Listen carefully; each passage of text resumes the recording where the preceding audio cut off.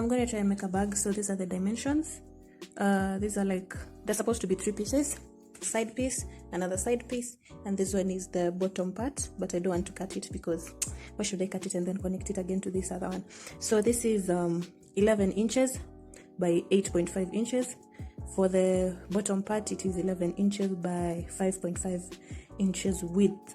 I just used this one, this clear tape. I hope it will work well.